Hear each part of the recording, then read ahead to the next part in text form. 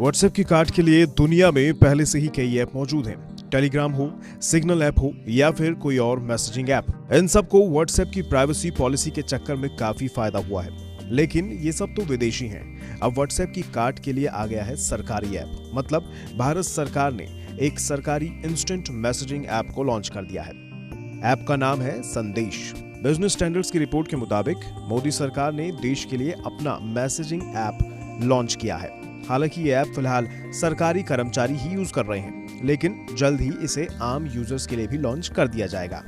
दरअसल data privacy को लेकर इन दिनों सरकार और आम यूजर्स काफी परेशान हैं। वहीं हाल ही में व्हाट्सएप की नई डेटा पॉलिसी को लेकर आम यूजर्स में खासा नाराजगी भी देखी गई, जिसके बाद फरवरी में लागू होने वाली व्हाट्सएप की नई पॉलिसी को कुछ समय के लिए टाल दिया गया। लेकिन भविष्य में डेटा चोरी और प्राइवेसी को लेकर दोबारा किसी विदेशी ऐप पर निर्भर ना होना पड़े, इसके लिए भारत सरकार ने संदेश के रूप में इसका तोड़ निकाल डाला।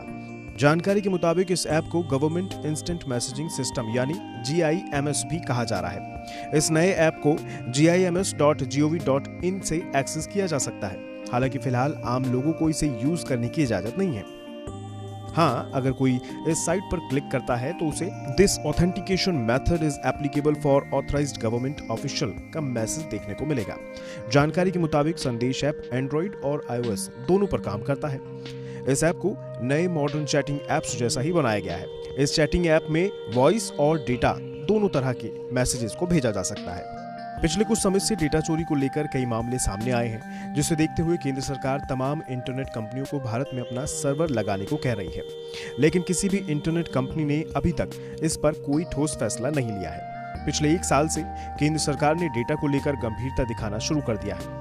अब अपना सरकारी इंस्टेंट मैसेजिंग ऐप जब देश के आम लोगों के इस्तेमाल के लिए लॉन्च कर दिया जाएगा, तो हमें डेटा प्राइवेसी को लेकर परेशान नहीं होना पड़ेगा।